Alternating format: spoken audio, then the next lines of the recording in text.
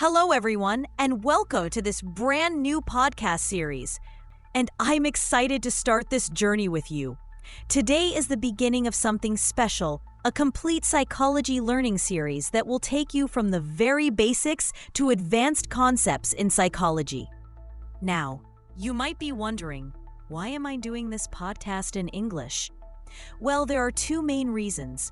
First, if you're studying psychology or just curious about how the human mind works, this series will help you build your knowledge step by step. And second, if you're learning English and want to improve your listening skills, this podcast is perfect for you too. You'll be learning about fascinating topics while naturally improving your English comprehension. So whether you're here for psychology, English, or both, you're in the right place. Throughout this series, we'll cover everything you need to know about psychology, from understanding what it really is, to exploring how the mind works, to learning about personality, development, and much more. I'll speak clearly and use simple language so everyone can follow along easily. So let's start with the most basic question. Psychology.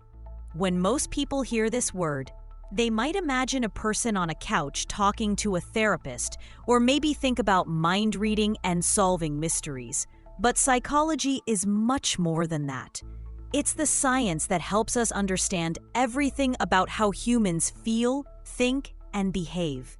Every day, whether we notice or not, we are making decisions, feeling different emotions, interacting with others, all processes that psychology tries to explain.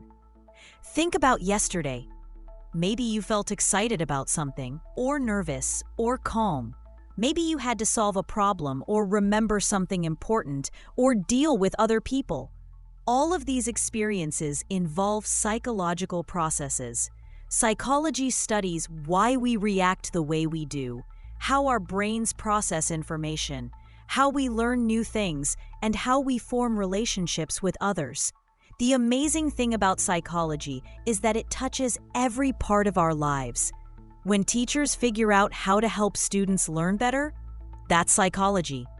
When parents understand how to communicate with their children, that's psychology. When companies design products that people want to buy, or when doctors help patients feel less anxious, that's psychology too. But how did we get to this point? How did psychology become the science we know today?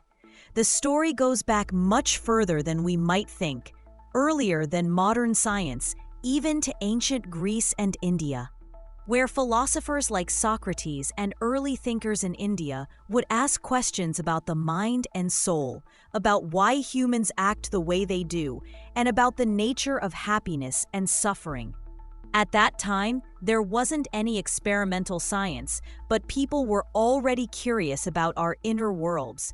For thousands of years, these questions remained in the world of philosophy. People would think and debate about human nature, but they couldn't really test their ideas scientifically. Then, as we moved into the 1800s, something revolutionary happened. Scientists in Europe started thinking, what if we could study the mind the same way we study chemistry or physics? The key figure here is Wilhelm Wundt, a German scientist who in 1879 opened the world's first psychology laboratory at the University of Leipzig. This might not sound exciting, but think about what this meant. For the first time in human history, people were using scientific methods like careful observation, measurement, and controlled experiments to understand sensations, perceptions, and thoughts. Psychology was no longer just philosophy. It had become a real science. Wundt and his students would do experiments on things like reaction time, memory, and perception. They would carefully measure how long it took people to respond to different stimuli, or how accurately people could remember lists of words. These might seem like simple experiments, but they were groundbreaking because they showed that we could study the mind scientifically. From there, psychology exploded into many different areas. Sigmund Freud in Austria started exploring the unconscious mind and dreams.